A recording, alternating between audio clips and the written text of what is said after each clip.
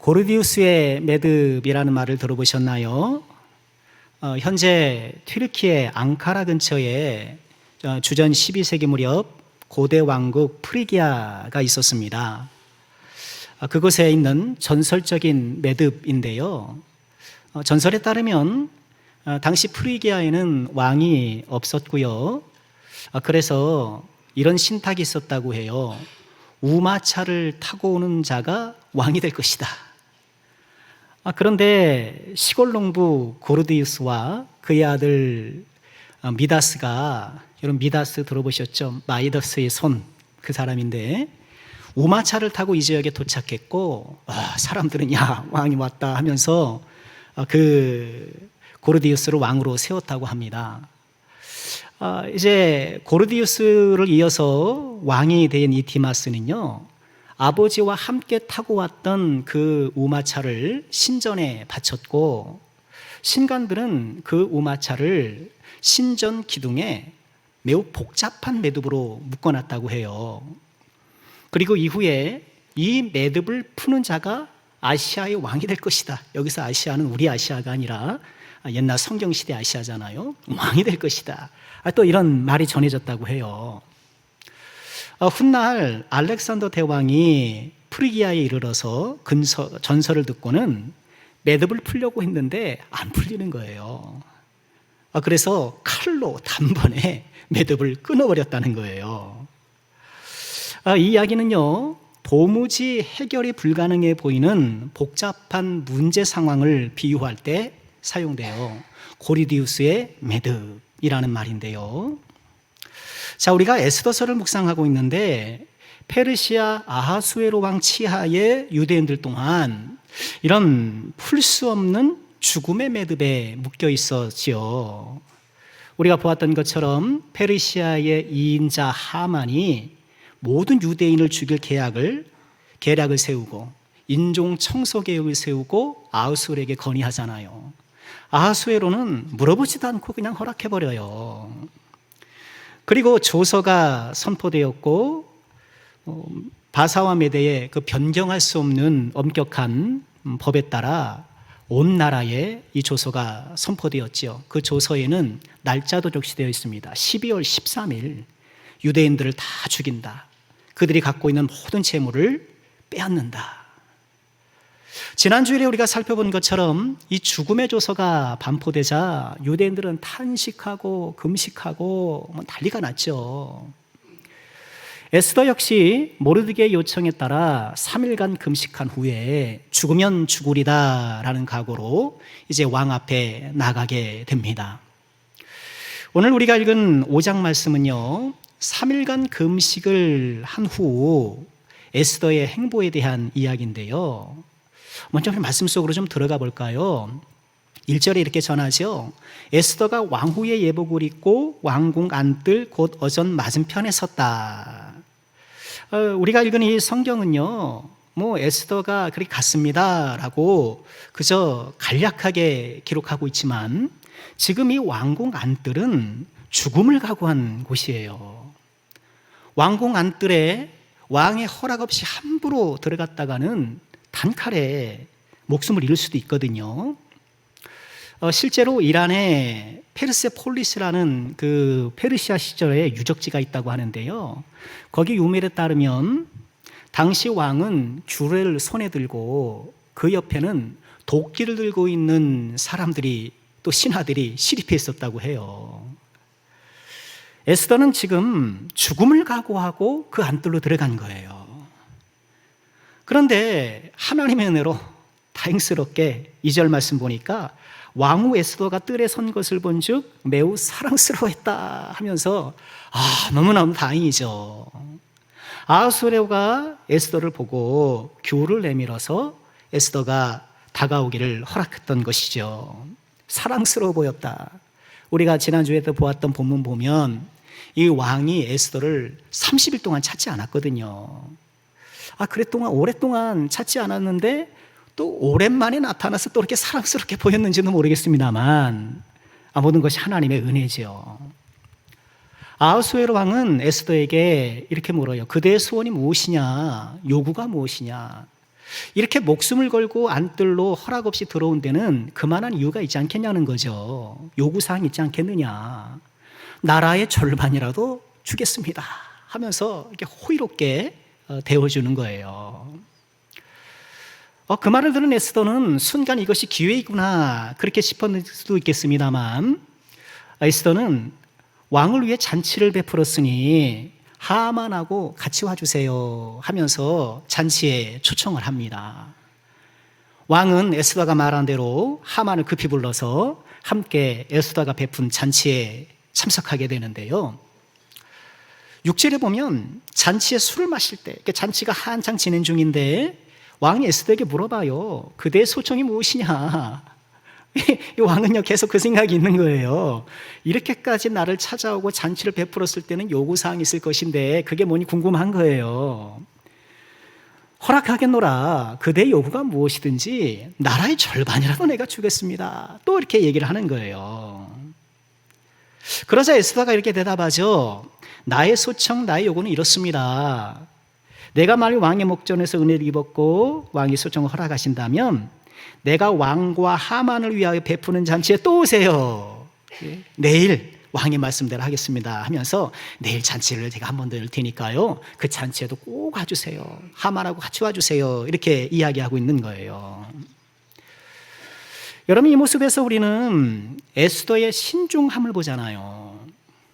왕이 2번씩이나 나라의 절반을 주겠다고까지, 뭐 실제로 절반을 주겠습니까만 그만큼 내가 원하는 대로 다 해줄 수 있겠다, 이렇게 마음을 문을 활짝 열고 다가오는데 저 같으면 사실은요 하면서 뭐 얘기하기 시작할 것 같은데 에스더는 잠시 보류하고 있는 거예요. 그리고 내가 만일 왕의 목전에 은혜를 입었고 내 요구를 시행하기를 왕께서 좋게 여기시면 이렇게 한껏 겸손하게 자기를 낮추면서 왕을 높이는 거예요. 그러면서 아하수에로의 궁금증을 증폭시키는 거죠. 그래서 어떤 신학자는요 이 부분을 일컬어서 에스더가 지금 낚시질을 하고 있다 이렇게 재미있게 표현하기도 해요. 지금 아하수에게 입질을 하면서 이렇게 계속 궁금증을 증폭시키면서 그렇게 하고 있다는 거예요. 여러분, 이 에스더의 신중함을 우리가 좀 보아야 해요. 여러분, 신중하다는 건 뭘까요? 신중하다는 것은 생각을 안전한 곳에 두는 거래요. 바이블 아카데미 우리가 디도서 말씀 묵상하고 있잖아요. 거기서 우리가 계속 발견하는 덕목 가운데 하나가 신중함이에요. 무려 디도서가 3장까지 있는데 신중하라는 표현이 5번이나 등장을 해요. 그런데 어떤 때는 신중함으로, 어떨 때는 절제로 이렇게 번역을 하더라고요. 신중하다는 것은 성급한 판단과 실행을, 그래서 이를 그르치지 않도록 내가 좀 차분히 기다릴 수 있는, 절제하는 그런 영성을 이야기하는 거예요. 생각을 안전한 곳에 두는 것. 그래서 한 박자 쉬고, 2박자 쉬고, 3박자 마주 쉬고, 이게 신중함이에요. 왕이 2번이나 얘기를 하잖아요. 그래서 성급하면 이거 2번이나 이렇게 똑같은 말씀을 하는데 이건 하나님 뜻이 아닐까? 그렇게 생각하기 수도 쉽잖아요. 여러분 기억나시나요? 다윗이 사울을 피해서 막 도망 다닐 때 사울을 죽일 수 있는 기회가 2번이나 있었어요. 첫 번째는 엔게디 굴에서 이렇게 부하들하고 숨어 있는데 사울 왕이 그 굴에 뭐 하러 들어와요? 응가하러 들어온 거예요. 그렇죠? 그랬더니 부하들이 이거 하나님께서 주신 기회 아니겠습니까? 그런데 다윗은요 사울의 옷자락만 살짝 베고, 그렇게 옷자락 벤 것도 죄스러워서 참 하나님 앞에 회개하고 그랬잖아요. 그러다가 10황무지에서 사울의 야영지를 다윗이 아비새와 함께 몰래 침투해요. 사울의 천막에 들어갔는데 다 자고 있는 거예요. 근데 아비새가 그래요. 하나님이 당신의 원수를 당신 손에 줬습니다. 아니 저번에도 한번 그랬는데 2번이나 그런 거, 이거 하나님 뜻 아니겠습니까? 그러나 다윗은 어때요? 지팡이와 물병만 갖고 이렇게 나오잖아요. 그 상황을 우리가 섣불리 판단해 보면 이거 하나님의 뜻인 게 분명해. 더블이야 더블. 2번째야 2번째. 그러면서 하나님의 뜻이라고 성급히 판단하고 행동할 만도 한데, 그러나 거룩한 사람들은 그 가운데서도 신중함을 놓지 않더라는 거예요. 에스더가 이제 아하수엘에게 요청할, 좀 우리 유대인을 살려주세요 하는 요청 아니겠어요? 그 요청은요, 아하수엘 왕의 입장에서 보면 본인이 도장을 찍어서 반포했던 그 조서를 철회하는 일이에요. 왕의 체면이 떨어지잖아요. 기껏 선포했는데 그것을 주워 담으려고 해야 되니까요. 또한 이 일을 꾸미면서 하만이 왕에게 제시한 돈이 은 1만 달란트였잖아요. 옛날에는 화폐와 그 화폐의 무게가 동일했으니까, 요새는 뭐 10,000원짜리나 1,000원짜리나 무게가 똑같지 않습니까? 근데 옛날에는 금액이 높으면 무게도 큰 거예요. 은 1만 달란트면 약 340톤에 해당되는데요. 페르시아 제국 1년 세수의 절반, 어마어마한 금액이죠. 그런 금전적 손해를 감수해야 하는 일이었고, 또 에스더의 요청은요, 지금까지 에스더는 본인이 유대인이라는 것을 감춰왔잖아요. 5년 동안 남편을 속였던 것을 이제는 이야기해야 되는데, 아하수엘가 어떤 반응을 보일지 예측하기 어렵잖아요. 이런 상황을 보아도 에스더는 신중한 것이 필요했어요. 또한 여기서 우리가 주목할 것은요, 에스더가 자기 기도를 의지하지 않더라는 거예요. 여러분 생각해 보세요. 지금 에스더가 3일 동안 식음을 전폐하면서 기도에 전념했잖아요. 그리고 이제 뭔가 액션을 취하잖아요. 그럼 이제 하나님께서 나의 기도를 들으셨으니 하나님께서 분명하게 역사하시고 하면서 좀 더 과감하게 행동하기 쉽잖아요. 그러나 에스더는요, 자기가 기도했다는 그 사실을 의지하지 않는 거예요. 여러분, 여기 우리가 주의해야 되는 거예요. 하나님은 우리 기도에 응답해 주시기 때문에 우리가 하나님께 기도하는데요, 하나님은 우리 기도에 응답해 주시는 분이시지만 우리의 기도에 의존하시는 분은 아니세요. 하나님의 역사는 우리로 하여금 기도로 동참하게 하시는 것이지, 우리가 기도했다고 해서 하나님이 하시고 안 했다고 안 하시고 우리의 기도에 하나님이 딸려오시는 분이 아니시거든요.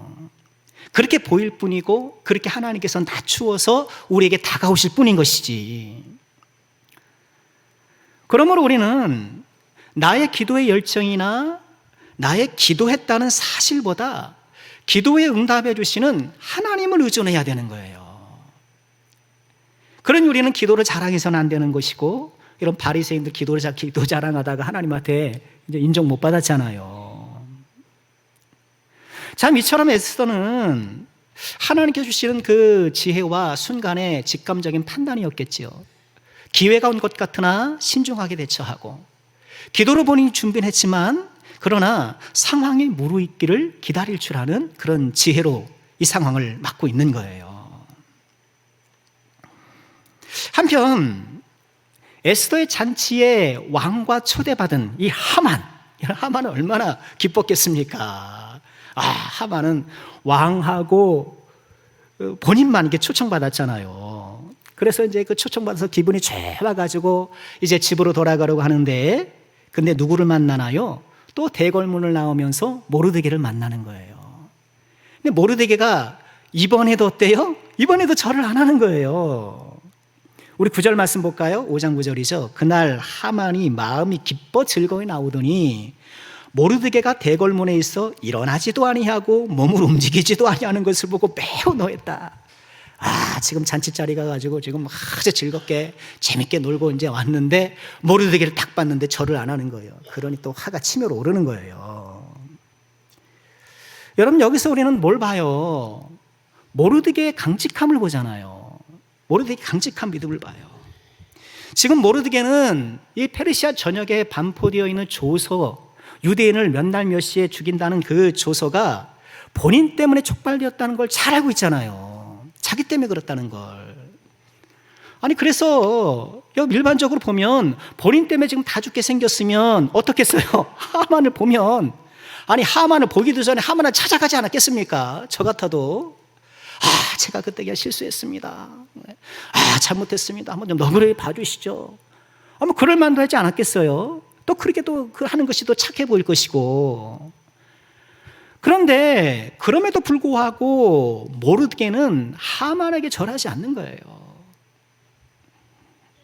하나님의 대적에게 절을 할 수 없다. 이게 모르드게의 믿음이었던 거예요. 그것 때문에 지금 이 온 민족이 한꺼번에 죽을 수도 있는 이런 절체절명의 위기가 다가왔지만, 그렇다고 해서 나는 하나님의 대적에게 무릎 꿇을 수 없다. 이게 모르드게의 신앙이었던 거예요. 여러분, 우리가 고개 숙이지 말아야 될 하나님의 대적이 누군가요? 사탄 아닙니까? 사탄이 예수님을 시험할 때 그 세 번째 시험이 뭡니까? 절하라는 거예요. 한 번만 절하라는 거예요. 그럼 세상 영광 다 주겠다는 겁니다. 영광 다 주겠다는 거예요.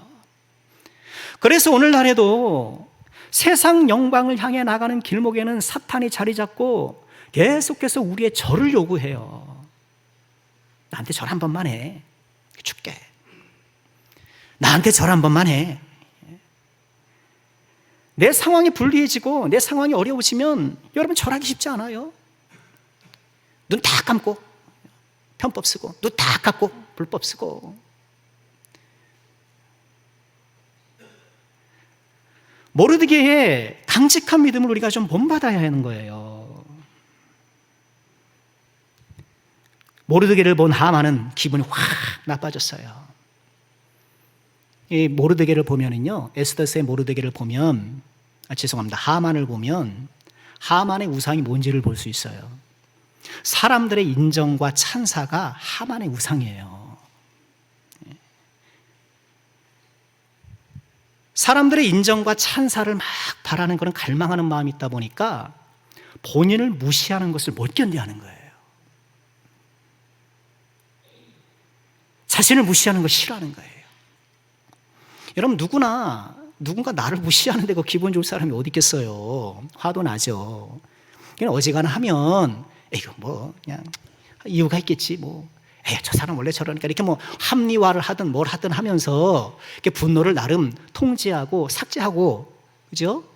그러기 마련이에요. 그런데 하만은 그렇지 않아요.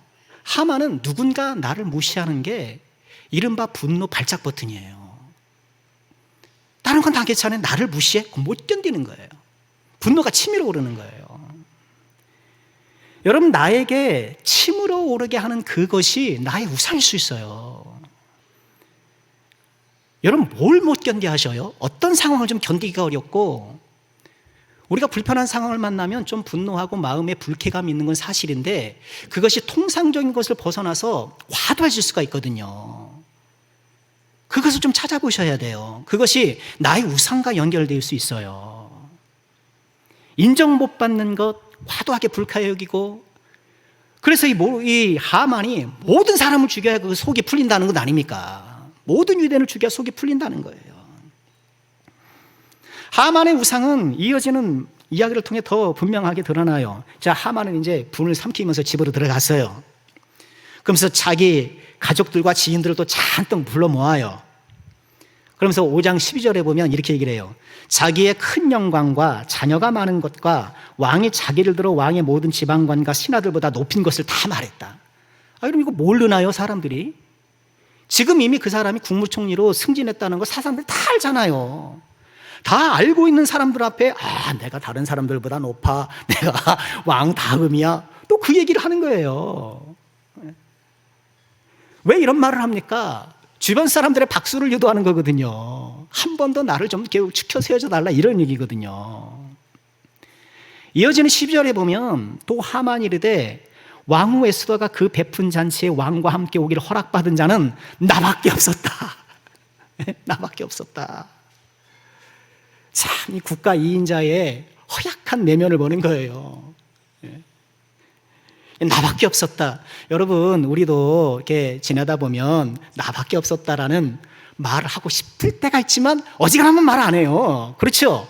그렇게 말하는 순간 내 밑바닥이 드러난다고 생각하고 사람들이 소위 말해서 재수없게 생각하는 거 다 알기 때문에 내가 속으로 그렇게 생각한다 하더라도 말은 안 해요. 최소한. 하만은 나밖에 없었어. 얘기하는 거예요. 이런 하만에게 절을 안 하는 모르드게를 보니까 그냥 혈압이 오르는 거예요. 13절에 이렇게 얘기를 해요. 그러나 유다 사람 모르드게가 대궐문에 앉은 것을 보는 동안에는 이 모든 일이 만족하지 아니한다. 국가 서열 2위인데 왕의 잔치, 왕후의 잔치에 독보적으로 초청받는 그런 입장인데 다 만족이 안 된다는 거예요. 모르드게 때문에. 그래서 부인과 친구들에게 딱 얘기를 하니까 부인하고 친구들이 얘기를 해요. 그러면 내일 50규빗 때는 장대를 세우십시오. 그리고 왕에게 찾아가서 모르드게를 거기에 매달아 주기도록 허락받으십시오. 모르드게라는 그 당신을 무시하는 그 하나를 좀 제거하시면 모든 것이 불만족한다는데 그럼 당신이 만족할 것 아닙니까? 옆에서 그렇게 부추긴 거예요. 온 유대인을 죽이는 죽음의 카운트다운이 12월 13일로 예정되어 있는데 모르드게 개인의 카운트다운은 더 빨라진 거예요. 내일인 거예요. 잔치에서 그 왕의 그 즐거움 보았을 때 부인에게 절반도 주겠다 이런 흔쾌한 태도를 보았을 때 본인의 요청을 굳이 거부할 이유도 없어 보이니까 그래 내일 왕에게 허락받아가지고 좀 모르게 내가 달아버리리라. 그런 가운데 6장에 이르러서 반전이 일어나요. 6장에 이르러서 저는요 에스더서에서 6장이 제일 재밌어요. 아니 성경 전체에서 제일 재밌는 부분인 것 같아요. 잔치가 끝난 그날 밤에 아하수엘의 왕이 이렇게 잠을 자려고 이렇게 누웠는데 잠이 안 오는 거예요.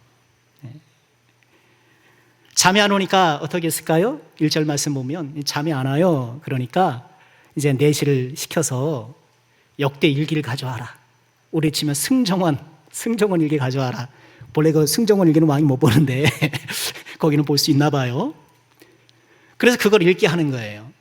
역시나 잠 안 올 땐 뭘 읽어야 돼요? 책. 무슨 책? 성경책. 아니 어떻게 주저함 없이 성경책으로 잠이 안 올 때는 성경책을 잠이 안 올 때는 책을 읽는 게 좋은 수면제 역할을 하잖아요. 그랬던 것 같아요. 그렇게 책을 읽으라고 역대 일기를 읽어라 이렇게 얘기를 했더니 하필 그 읽던 내용이 뭔가 하면 아하수에르를 암살하려고 했던 네시 빅다나와 데레스의 그 음모를 모르드게가 발각했던 그 이야기를 딱 읽는 거예요. 2절 말씀해 보면 모르드게를 그 이야기를 읽는 거예요. 여러분 이 이야기는 에스더 3장에서 제가 지난 시간에 잠시 언급했습니다만 에스더 3장 초반에 나오는 이야기거든요.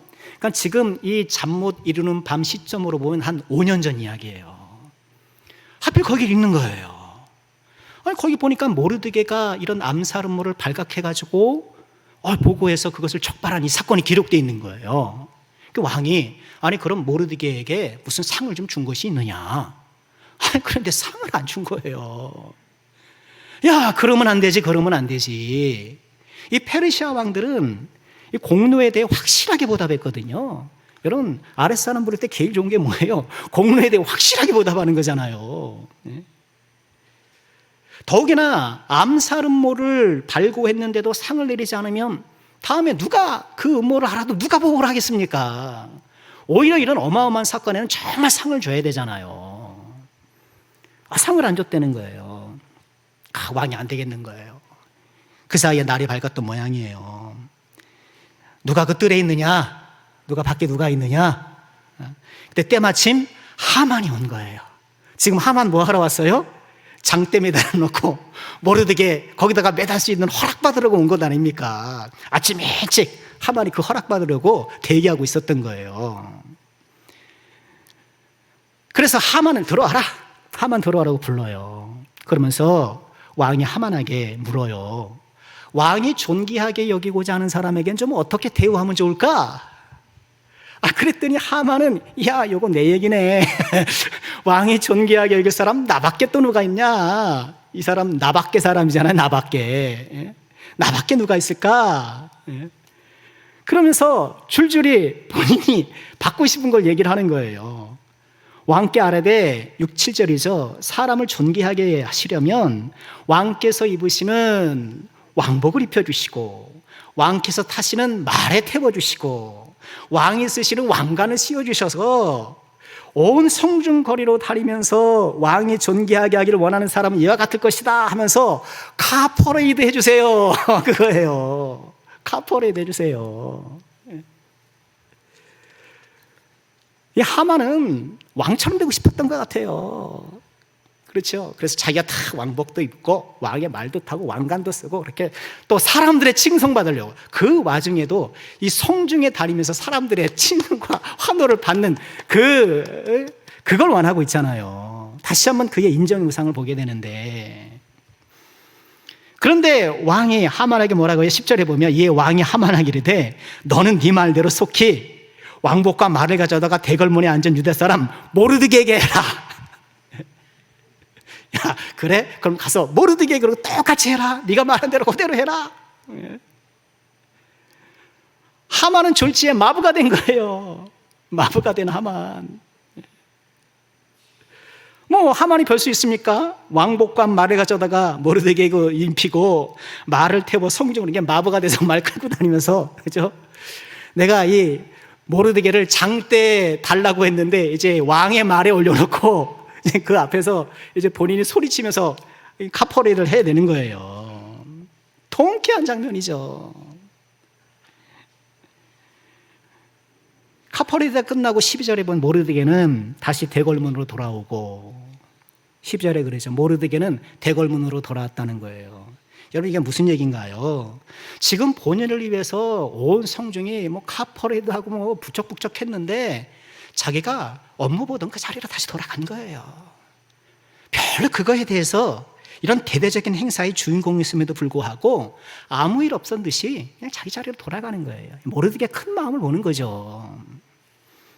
반면에 하만은요, 12절에 뭐라고요? 머리를 싸고 집으로 돌아갔다. 아니, 그럴 수밖에 없죠. 뭐 속상해서 열받아서 돌아간 거죠. 집에 돌아가서 자기가 당한 모든 일을 그의 아내 세레스와 모든 친구에게 말했는데요. 13절이요.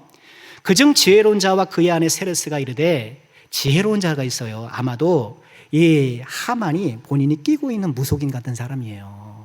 사실을 딱 얘기해 주니까 뜻밖의 얘기를 해요. 모르드게가 과연 유다 사람의 후손이면 당신이 그 앞에서 굴욕을 당하기 시작하였으니 능히 그를 이기지 못하고 분명히 그 앞에 엎드러질 것입니다. 이러는 거예요. 이방신을 섬기는 이 사람의 입을 통해서 하나님께서 하만의 패배를 예고하신 것이잖아요. 여러분 생각해 보세요. 이런 이야기를 했어요. 내 옆에 끼고 있는 무속인이 그런 얘기를 했어요. 그럼 어떻게 해야 돼요? 그럼 나는 어떻게 해야 돼? 이렇게 물어봐야 되잖아요. 그러면 오늘 치면 부적을 붙이라는 데 나름의 무슨 해법, 빨리 가서 화해를 한다는 데 뭘 얘기를 해야 될 거 아닙니까? 그런데 그 얘기를 듣고 14절 볼까요? 아직 말을 그치지 아니하여서 왕의 내시들이 이르러 하만을 데리고 에스더가 베푼 잔치에 빨리 나가니라. 대안을 들을 수 없었던 거예요. 뭘 어떻게 해야 될지 인간적인 준비조차 할 수 없는 상황. 여러분, 이것도 누가 만든 거예요? 하나님 만드신 거잖아요. 냉큼 그래 잔치로 이걸 보내버린 거예요. 그 잔치에서 벌어질 일들은 기대하시라 개봉박두 다음 주에 이어지는데요. 5, 6장을 통해서 우리가 만나는 하나님은 어떤 하나님이에요? 죽음의 매듭을 풀어가시는 하나님의 손길, 죽음의 매듭을 풀어가시는 하나님의 손길을 보는 거예요. 여러분, 하나님의 손길은 고르디스의 매듭을 풀었던 알렉산더처럼 단칼에, 물론 하나님은 그럴 때도 있죠. 여러분, 비슷한 얘기가 중국에도 있잖아요. 주 4세기 위나라라는 곳이 있었는데 거기에 실권자 고환이라는 사람이 아들들을 불러 모으고 헝클어진 시를 풀어보라고 숙제를 준 거예요. 야, 한번 풀어봐. 근데 뭐 헝클어졌으니까 이거 뭐 낑낑낑낑 매잖아요. 근데 둘째 아들 고양이라는 아들이 칼을 가져와가지고 시를 쫙 베는 거예요. 여기서 유래된 한자 고사성어가 뭐예요? 쾌도난마. 쾌도난마가 여기서 유래한 거거든요. 빠른 칼로 헝클어진 삼배를 자른다. 단칼에 해결하다는 뜻이에요.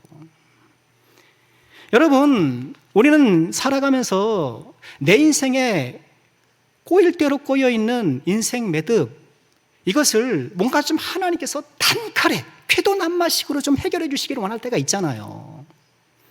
물론 하나님께서는 하나님의 뜻 안에서 얼마든지 쾌도난마적인 역사로 우리의 매듭을 풀어가실 분인 것은 틀림없어요.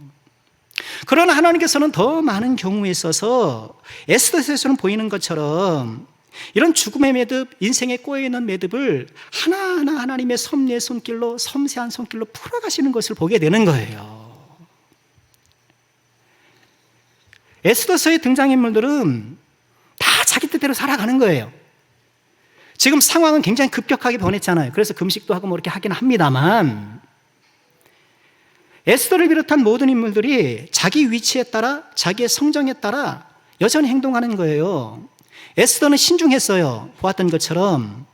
물론 하나님께서 그에게 주신 지혜적인 측면도 있지만, 이 신중함은 또 한편으로는 궁중생활에서, 엄격한 궁중생활에서 자연스럽게 익혀진 것 아니겠어요?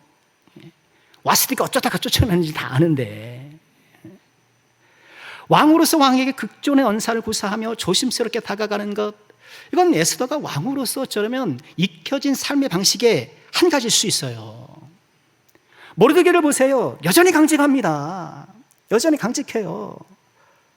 본인 때문에 온 동족이 죽음의 위험에 빠져 있지만 살려달거나 비굴하게 굴질 않아요. 하나님의 대적에게는 절할 수 없다라는 그 믿음을 끝까지 유지하는 거예요. 하만은 여전히 하만이에요. 사람들의 인정과 찬사에 목말라 하고 사람들의 갈차와 한호를 갈망하는 사람이에요. 그 갈채의 우상에 붙들려 사는 사람이에요. 아하수에로 왕도 아하수에로 왕이에요. 자기 왕후 보고 기분이 좋아져서 나라 절반도 주겠다 하면서 뭐 거드름 피우는 거예요. 권력 피우는 거예요. 그러면서 본인의 암살음모를 발각한 사람에게 또 상도 줘요. 왕이니까. 아하수에로는 아하수에예요. 에스더는 에스더고, 모르드게는 모르드게고, 하만은 하만이고, 아하수에는 아하수에예요. 각자 자기 길을 걸어가는 거예요. 그러나 이처럼 각자 자기 길을 걸어가는 인물들의 여전한 삶 속에서 치밀한 하나님의 섭리의 손길이 함께하는 거예요. 에스더의 신중함을 사용하시고, 모르드게 강직함을 사용하시고, 하만의 교활함과 허영심을 사용하시고, 아하수에로의 왕의 지위를 사용하셔서 지금 하나님의 놀라운 손길을 이어가시는 거예요. 에스더서에서 우리가 무엇을 봅니까? 우연을 가장한 하나님의 섭리를 보잖아요. 우연을 가장한 하나님의 섭리. 하필 그 밤에 잠이 안 왔어요. 아니, 낮에 잔치가 있어서 술도 많이 마셨으면 잠을 잘 잘 것 아닙니까? 여러분, 그렇죠? 이 상황에서 내라고 대답하면 그렇죠? 아니, 술도 마셨겠다, 잠도 잘 잘 법한데 뭐 나라에 큰 문제가 있는 것도 아닌데 그날 하필 잠이 안 와요. 하필 읽은 책이 궁중일기예요. 하필 읽은 부분이 모르드게에 관한 것이었어요. 다 우연처럼 일어나는 일. 그러나 우연을 가장한 하나님의 섭리가 막 역사하는 것 아닙니까? 우연을 가장한 하나님의 섭리가. 여러분, 우리 그리스도인들에게 우연은 있어요, 없어요? 우연은 없다 하는 것은 맞는 말이기도 하면서 틀린 말이기도 해요. 우리가 본 것처럼 하나님의 섭리와 계획 안에 우연인 게 어디 있겠습니까만, 그러나 우리는 경험적으로 또 우연을 경험하기도 해요. 우연이라는 게 뭐예요? 뜻밖의 일어난 일이잖아요. 아무 인과관계를 알 수 없이 뜻밖의 일어난 일. 하나님의 관점에서 보면 우연은 없지만 우리의 경험적 측면에서 보면 우연은 있어요. 그러니 우리는 우연은 없어, 그래서 우연이 있어요 그러면 아예 믿음 없이 하나님이 다 하시는데 이렇게 할 게 아니라, 우리의 경험적 측면에는 우연이 있지만 그 우연조차도 하나님의 섭리의 손길 안에 있어. 이것이 많은 것이죠. 에스더서에는 상황은 변했지만 사람들은 변하지 않았고, 그러나 각자의 인생을 걸어가는 모든 사람들의 이면에서 하나님의 손길은 쉼없이 움직이며 죽음의 매듭을 풀어가고 있는 거예요. 어떤 풀리지 않는 매듭이 여러분을 힘들게 합니까? 우리 하나님의 쾌도남마 같은 단칼의 역사가 없어서 좀 섭섭하고 당황해 하십니까? 우리 인생 배후에서 섬세한 손길로 우리 인생의 복잡한 매듭을 풀어가시는 우리 하나님을 바라보시기를 주의 이름으로 축원합니다. 그 하나님의 선하신 손길을 믿고 에스더처럼 신중하게, 모르드게처럼 강직하게 나의 자리와 믿음을 지키고 우리 하나님께서 역사하실 그 놀라운 일들을 소망하며 나갈 수 있기를 주의 이름으로 축원합니다. 모든 우리 인생의 복잡한 매듭을 풀어내사 마침내 자유케 하실 그 하나님을 만나게 될 것입니다. 이와 같은 귀한 은혜가 우리 모두에게 하되가기를 주의 이름으로 축원합니다.